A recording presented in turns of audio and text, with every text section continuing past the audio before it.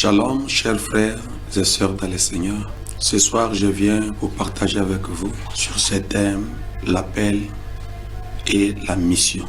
Depuis le temps des temps, Dieu appelle toujours un homme pour le service. Après la chute d'Adam, Dieu a toujours pensé de relever sa nation, soit de relever l'homme qui était déchu. C'est pourquoi Dieu, par sa grâce, il vient et il appelle un homme pour que cet homme puisse le servir. Écoutez ce que les Écritures disent dans le livre de Timothée, premier chapitre, verset 9. Et Dieu nous a adressé une sainte vocation, non à cause de nos œuvres, mais selon son propre dessein, et selon la grâce qui nous a été donnée en Jésus-Christ avant le temps éternel. Quand Dieu appelle quelqu'un, il n'y a rien en l'homme qui influence Dieu pour le choisir, soit pour l'appeler. Mais c'est le choix libre de l'Éternel. Et quand tu es appelé de Dieu, il faut arriver à comprendre à quoi tu es appelé. Quelle est la mission que tu dois remplir, afin de plaire à celui qui t'a accordé la grâce d'être appelé. Nous sommes appelés au salut, nous sommes appelés au service. Personne ne peut être appelé sans servir l'Éternel. Non. Quand Dieu t'appelle pour un service. Mais dans la Bible, nous allons voir, il y a plusieurs formes des appels. Il y a l'appel par la voix audible. Dieu appelle quelqu'un par sa voix propre. Exemple de Samuel. Samuel habitait là où restait l'arche de l'Éternel dans la maison de Dieu. Et la nuit, Dieu vient, il appelle Samuel, Samuel. Samuel ne comprenait pas encore la voix de Dieu. Il se réveilla, s'est rendu auprès du sacrificateur Élie, disant, papa, tu m'as appelé. Ce dernier lui répond, non, je ne t'ai pas appelé. Et cela est arrivé la seconde fois et la troisième fois. Et quand il y retourne, Élie lui dit cette fois-ci, quand tu attendras la voix, dis, mais voici, Seigneur. Et Samuel est retourné, Dieu l'a appelé, et il a fait ce qu'Élie lui a recommandé. Il y a l'appel par un homme de Dieu. Dieu peut inspirer son serviteur, soit peut recommander son serviteur pour appeler un frère, une sœur pour un service donné. Je donnerai l'exemple d'Élisée. Élisée n'a pas entendu la voix comme Samuel. Mais Élie, quand il est arrivé presque à la fin de sa mission, Dieu lui a recommandé d'aller oindre Élisée, Jéhu et Azaël. Et quand Élie rencontre Élisée, il prend son manteau, il jette sur Élisée. Il lui dit, comprends ce qui est arrivé. Élisée est appelé, non directement par la voix audible, mais par un homme de Dieu. Dans la Bible, nous voyons plusieurs appels. Abraham était appelé, Dieu lui-même l'appelle. Abraham, sort de ta patrie. Il y a des appels par la vision. Exemple de Paul et Barnabas. La Bible dit, pendant qu'il priait, le Saint-Esprit parla par les prophètes. Il dit, mettez-moi à part Paul et Barnabas pour les services sur lesquels je les ai appelés. Ça veut dire, les services par lesquels le Seigneur les appelait, Dieu a choisi ces deux jeunes hommes. Mettez-moi Paul et Barnabas à part. Ils reçoivent l'appel de Dieu au moyen de la prophétie, au moyen de la parole de connaissance. Et il y a l'appel, comme les appels des apôtres. Jésus lui-même, il trouve Simon et André en train de pécher.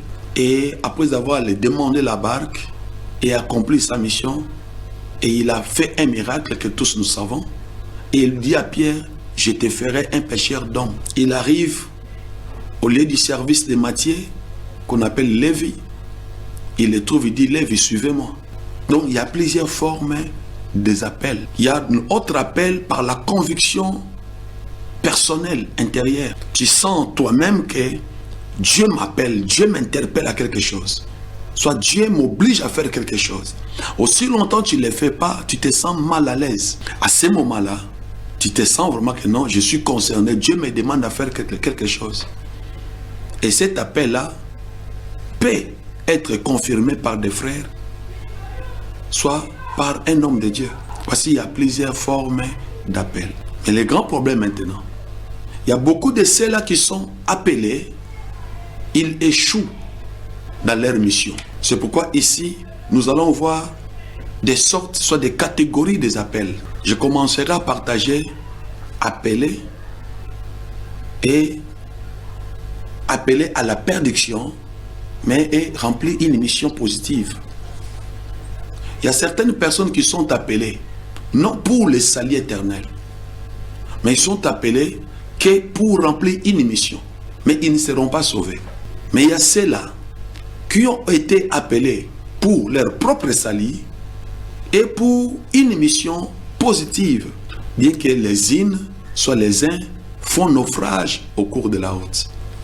Première étape, il est appelé non pour vivre éternellement, non pour le salut, mais seulement pour remplir une mission qui donne Dieu gloire. Je prendrai ici l'exemple de Judas.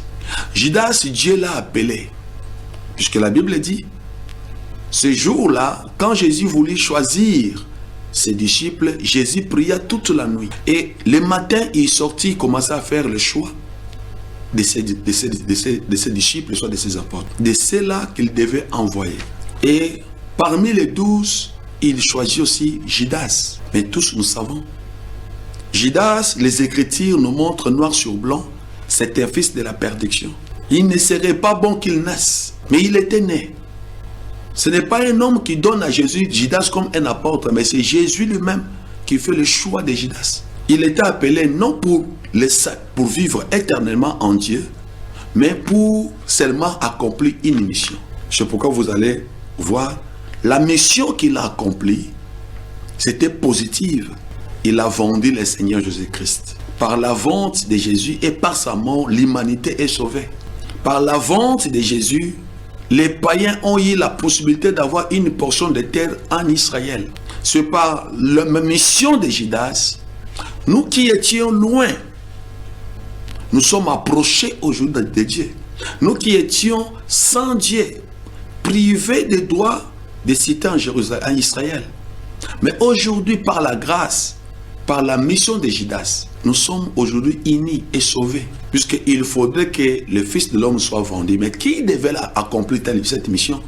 Il faudrait que quelqu'un soit appelé. Mais en conclusion, Jésus lui-même dit, Judas était un démon. Nous savons tous, les démons n'hériteront pas le royaume de Dieu. Donc, il était appelé pour remplir une mission, mais lui-même, il était destiné à la perdition. Il arrive aujourd'hui dans nos églises. Il y a des gens qui peuvent venir dans l'église. C'est pourquoi si tu es un vrai enfant de Dieu, il ne faut jamais être influencé par la masse qui t'entoure dans ton église. N'abandonne pas les chemins puisque l'autre a abandonné. Ne quitte pas ton église puisque l'autre a quitté. Puisqu'il y a ceux-là qui ont une mission, soit de venir sponsoriser une œuvre pour un temps bien donné, et après cette œuvre, ils partent. Dieu peut désigner quelqu'un juste pour venir acheter pour vous une chaise, soit des chaises, et après avoir acheté des chaises, il part. C'est ça sa mission. Et deuxième catégorie de l'appel, c'est appeler et échouer dans la mission. Il y a beaucoup de gens, Dieu les a appelés pour remplir une mission bien donnée, mais eux-mêmes n'ont pas respecté le principe de la marche et ils ont échoué dans leur mission. Mais Dieu les a appelés au salut et Dieu les a appelés pour réussir, mais eux-mêmes vont échouer. Et si je vais citer quelques exemples, je prends le premier exemple, exemple de Caïn. Caïn reçoit l'inspiration ensemble avec son frère Abel. D'ailleurs, ils firent des premiers sacrificateurs. Dieu leur recommande d'offrir, de faire un sacrifice. Il fit des premières personnes à bâtir l'autel sur la terre. Mais Caïn va échouer. Comment Caïn va échouer? Quand il offre à Dieu le sacrifice de ses fruits, du produit de la terre, puisqu'il fut un agriculteur, Dieu n'agréa pas son offrande. Et il s'irrita. Dieu vient auprès de Caïn. Quelle grâce! Dieu conseille Caïn. Il dit, Caïn, le mal couche à ta porte. Mais agis bien pour ne pas se piéger dans le mal qui couche à ta porte. Mais Caïn, qui a bénéficié les conseils de Dieu, n'a pas accompli pour enfin faire selon que Dieu voulait. Quelques éléments qui a fait échouer Caïn. Premièrement, c'était la colère. Beaucoup des hommes de Dieu, beaucoup des enfants de Dieu aujourd'hui échouent dans le parcours chrétien suite à la colère. Tu perdras beaucoup de bonnes choses suite à ta colère. Et la deuxième des choses qui a fait que Caïn puisse échouer, c'était le manque de l'obéissance, soit la désobéissance. Dieu lui demande de bien agir. Dieu lui révèle qu'il y a un mal qui couche à ta porte. Mais Caïn ne s'est point focalisé au conseil de Dieu, mais il s'est penché au penchant de son cœur. Et il est allé tuer son frère Abel. Voici l'échec de Caïn. Dieu l'a appelé et Dieu l'a donné une mission. Mais dans l'exercice de la mission, il a échoué. Et il s'est fauché totalement. Il s'est fait criminel à cause de ne pas écouter la voix de Dieu. Vous savez, la désobéissance et la méchanceté, la colère. La deuxième des personnes que je vais citer, c'est Saül, soit Saul, le roi d'Israël. Dieu choisit Saul. Il l'établit au milieu de son peuple comme un berger. Mais Saul va échouer dans sa mission. Dieu n'a pas appelé Saul pour l'échec. Non. Il l'a appelé, il était un enfant de la promesse. Une descendance d'Abraham. Mais Dieu l'appelle, Dieu l'établit, il lui donne une mission. Mais voici ce qui va faire échouer Saul. La première des choses, la désobéissance. Quand Dieu s'est souvenu d'Amalek, après la guerre qu'il y a eu des temps passés avec Moïse et Josué, quand Israël a connu la paix, du temps de sa paix, Dieu dit, je me souviens d'Amalek. Samuel dit maintenant à Saul d'aller détruire, exterminer, dévouer par interdit Amalek. Saul est parti. Mais Saul ne faisait pas ce que Dieu a dit. Il a désobéi à l'ordre de Dieu. Il a tué des femmes et des enfants des hommes. Mais il a laissé le roi de Amalek. Et il a gardé des bœufs gras. La désobéissance lui a fait échouer. Deuxième élément qui va faire échouer Saul, c'était la convoitise. Quand il trouve des bœufs gras, il convoita les bœufs. Et Saul, il convoitise de conserver des choses qu'il a enviées et ramener dans le pays d'Israël. Dieu n'était pas content. S'il n'avait pas envié, il aurait tué le tout. Troisième élément, c'était les complexes. Saul, quand il arrive à la face de Gog, le roi de Amalek, il était complexé de voir un roi de Amalek, comment il était. Je ne sais pas comment définir sa posture, mais il laissa ce roi en vie. Oh, la recommandation, ce n'était pas ça. Combien des hommes de Dieu aujourd'hui échouent faute du complexe? De voir un autre homme de Dieu, il est complexé et il se livre en tout. Et la quatrième des choses qui a fait échouer Saul, bien aimé dans le Seigneur, c'était l'idolâtrie. Quand il a consulté Dieu et qu'il a trouvé que Dieu ne lui répondait pas, Saul abandonna Dieu et il est allé consulter ceux qui étaient hors l'alliance de Dieu, les devins, les gens qui invoquent des morts. Il avait une mission, mais voici, pendant le parcours de la mission, il échoua. Cinquième des choses qui a fait échouer Saul, c'est l'usurpation, faire ce qui ne lui est pas été donné. Beaucoup de gens échouent aujourd'hui dans les missions puisqu'ils font ce qui n'était pas donné à eux de faire. Les Écritures disent, comme il devait combattre les Philistins et qu'il attendait Samuel pour faire les sacrifices et que Samuel tardait, Saul a pris la place du sacrificateur. Il a pris l'animal, il l'a sacrifié. C'était une grande déception. Et c'est ce qui a fait d'ailleurs que son royaume soit déchiré.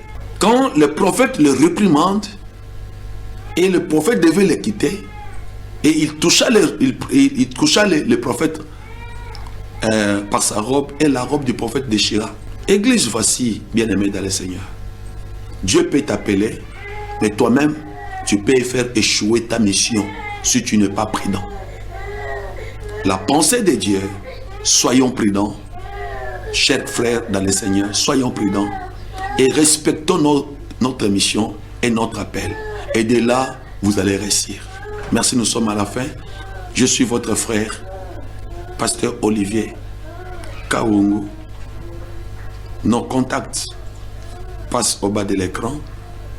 Si vous les voyez, vous pouvez nous contacter à tout moment. Soyez bénis. Merci.